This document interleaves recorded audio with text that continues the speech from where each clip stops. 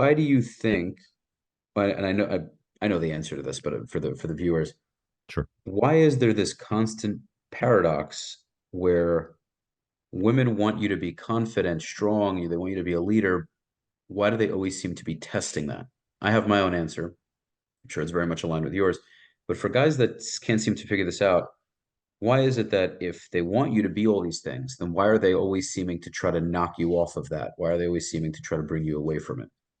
Well, it's inherent in their DNA to seek competent, virtuous, strong, resourceful men, right?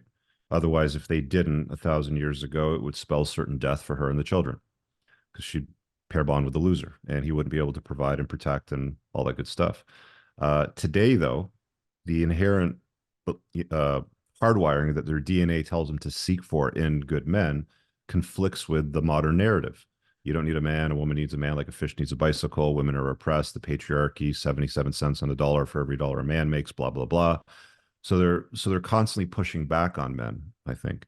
And this is one of the reasons why you want to look for a woman that's got a good relationship with her father, that followed the boundaries that he set and enforced and was happy to do so, so that you don't have to endure misery and disparaging conversations with her in your long-term relationship. Again, going back to the original point that I kicked off at the start, these sorts of concepts that I talk about are for guys like me, right? Like guys that are leaders, that aren't plugged in beta males that sort of like go downstream like dead fish, right? So making these choices and having this level of awareness is not just informative, but it's also useful in enjoying your life as a guy. For sure. But by the way, I think most women, if they're honest with themselves, they want this. I think for Yeah, some of them, they're a little afraid of it because to them it sounds controlling, especially if they are not used to being around normal. I think it's just normal traditional men. yeah. So I think inherently, if they can let go of a little bit of that kind of toxic feminism, It's then they funny. can There say, was a Reddit post that I shared the other day on Twitter, I think. Let me see if I can find it real quick on my phone as we talk here. But she was basically breaking down in a post. I've got this successful guy. He's wealthy. He's athletic. He's got musical talent. Makes lots of money. He gets up at 4 o'clock in the morning. Goes to bed at mm, 9. He's always working, making loads of money. Blah blah blah. But I feel intimidated by him. I feel like, oh, here it is. Let me read it to you because I think this is the epitome of the typical woman that will fight a successful guy that wants to set the boundaries. So she says, "My boyfriend is intimidating, Ivy League, fitness freak, plays multiple instruments, has a career that's just insane. He's also sweet, funny, and caring. However, living together is tough. It's almost like living with a machine. He's up at 5, hits the gym, goes to the office, comes back at 7, reads the news, writes his correspondence, that heads to bed. His phone is always ringing, business, friends, academics, invites to charity events, you name it. It's just very intimidating. I know a lot of women think that this is the ideal man. It's weird. I think so many men I've met have been pushed away from masculine norms. And when you actually meet somebody who is in every sense a traditional man is frightening. It's like living with a force of nature, someone who is on a mission to the very top. I'm not like that. I like to bake cookies with my girlfriends and have brunch with the girls. I want to lay in bed on the weekends. Most of my friends are girls who love to work but also have other priorities. To be honest, although a lot of us say we want to be a girl boss, you've heard that term 1,000 times now, right? Most of mm. us really just want to live a quiet, happy life and have a family. Anyways, I feel like I shouldn't stop him. I should not get in the way, but he makes me feel very insecure. I think that this is the cultural uh, poisoning that girls today are drunk on, the toxic version of feminism, where it's like she literally finds the perfect man. The woman that you see on all these podcasts all the time saying, I want a high value man, she's literally described and she feels uncomfortable and odd being around it. Isn't that interesting? I think Patrice O'Neill, you've heard of Yeah, Patrice of O'Neill. course. I think he kind of just listen. I'm just gonna put it, and I really have a great connection to so many women that I've met over the years. I was raised by one. I was raised by my grandmother, and I'm critical, but I'm also just as critical of myself and men. So I'm not one-sided about it. I just feel that because women have emotional brains, they know how to find the negative in things Mhm. quite quickly, even if there are so many good things.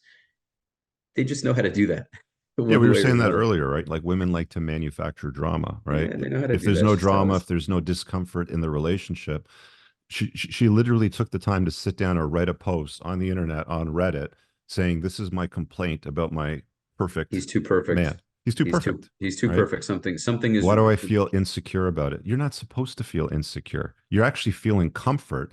The insecurity that you think you're feeling is because you're drunk on the Kool-Aid of toxic feminism. right. That's, told you to compete against men, to never be a compliment to a man's life. Like this is literally the perfect man that every woman describes that they want.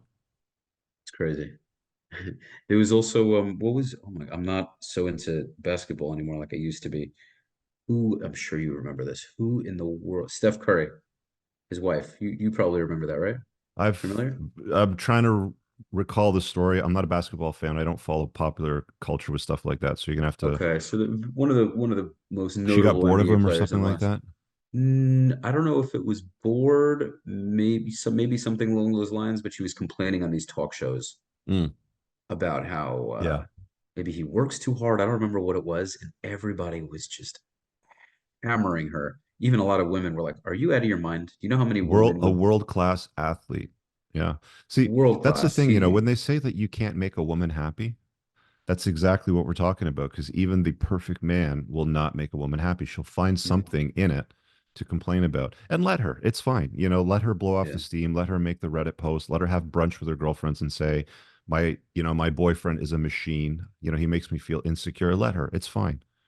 No, but I think also if she does have the right friends and the right friends have guys that don't even come close to that in so many avenues, I think when she sits down by herself, she goes, you know what, I'm kind of Girl, you're complaining about crazy. nothing. Yeah. Yeah. Their husband is 50 pounds overweight. Meanwhile, her husband is incredibly in shape. That alone, forget about all the Yeah. other things.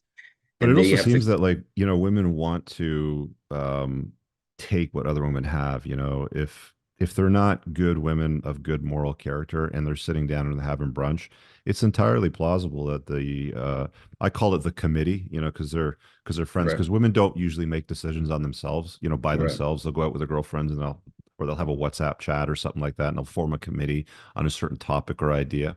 Now, that's Um, often how relationships are sabotaged yeah, yeah, because their by friends convince them something's wrong exactly. when yeah, Yeah, yeah, when yeah. there's really nothing wrong there. Right. It's wild. Yeah. Okay, no, but what were you saying about the committee? It sounded like you were gonna go Yeah, into it a little bit.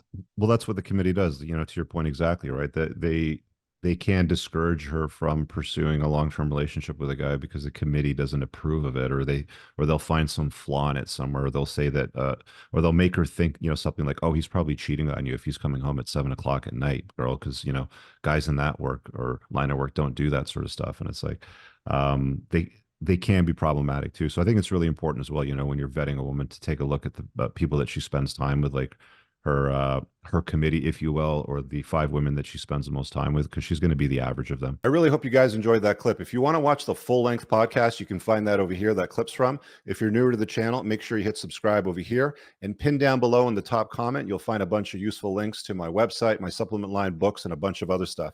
Have an amazing day. Peace out.